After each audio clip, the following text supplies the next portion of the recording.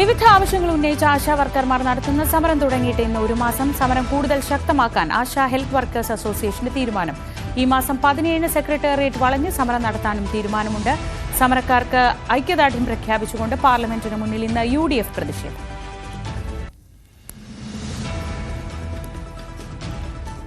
വയനാട് പുനരധിവാസത്തിലെ അനിശ്ചിതത്വം പ്രതിപക്ഷം ഇന്ന് നിയമസഭയിൽ ഉന്നയിക്കും. റൂൾ 50 നോട്ടീസായി വിഷയം കൊണ്ടുവരാനാണ് പ്രതിപക്ഷ ആലോചന. ഗതാഗതം, ആരോഗ്യ, കുടുംബക്ഷേമം, മത്സ്യബന്ധന വകുപ്പുകളുടെ ധനാഭ്യർത്ഥന ചർച്ചകളും ഇന്ന് സഭയിലുണ്ട്.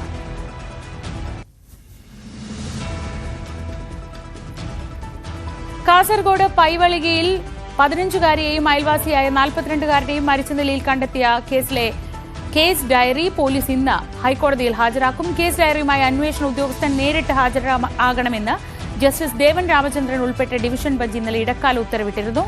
പെൺകുട്ടിയുടെ അമ്മ നൽകിയ ഹേബിയസ് കോർപ്പസ് ഹർജിയിലായിരുന്നു ഡിവിഷൻ ബെഞ്ചിന്റെ നിർദ്ദേശം.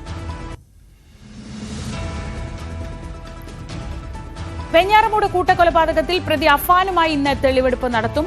പിതൃ സഹോദരൻ അബ്ദുൾ ലത്തീഫ്, ഭാര്യ സജിത ബീഗം എന്നിവരെ കൊലപ്പെടുത്തിയ വീട്ടിൽ തെളിവെടുപ്പിനെത്തിക്കും.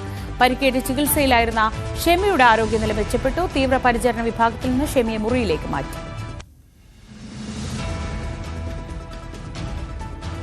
ചോദ്യപേപ്പർ ചോർച്ച കേസിൽ MS സൊല്യൂഷൻ CEO മുഹമ്മദ് ഷുഹൈബിന്റെ ജാമ്യാപേക്ഷ കോടതി ഇന്ന് പരിഗണിക്കുന്നു.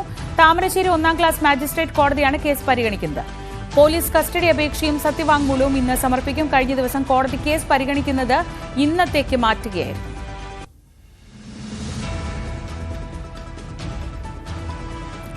UDF ഘടകകക്ഷി നേതാക്കളുമായി AICC general secretary Deepa Das Munshi നടത്തുന്ന ചർച്ച തുടരും.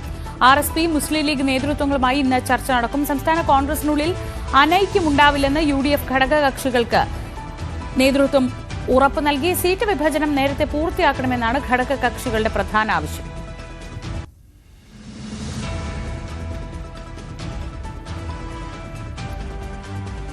തെക്കൻ ജില്ലകളിൽ ഇന്ന് ശക്തമായ മഴയ്ക്ക് സാധ്യത.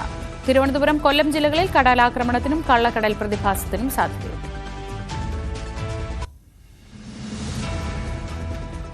പ്രധാനമന്ത്രി നരേന്ദ്രമോദി ഇന്ന് മൌറീഷ്യസിലേക്ക്. മൌറീഷ്യസിന്റെ 57ാം ദേശീയ ദിനാഘോഷത്തിൽ അദ്ദേഹം പങ്കെടുക്കും. പ്രതിരോധ മേഖലയിലടക്കം വിവിധ കരാറുകളിൽ ഇരു രാജ്യങ്ങളും ഒപ്പിടും.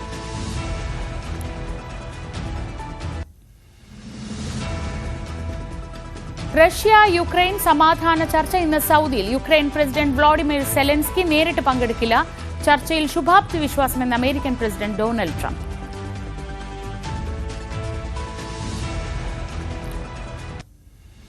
UEFA ചാമ്പ്യൻസ് ലീഗ് ആദ്യ ക്വാർട്ടർ ഫൈനലിസ്റ്റുകളെ ഇന്നറിയാം. പ്രീ ക്വാർട്ടർ 2ാം പാദത്തിൽ ബയൺ മ്യൂണിക് ലെവർകൂസനെയും ലിവർപൂൾ PSG യെയും ബാഴ്സലോണ ബെനഫിക്കയെയും നേരിടും.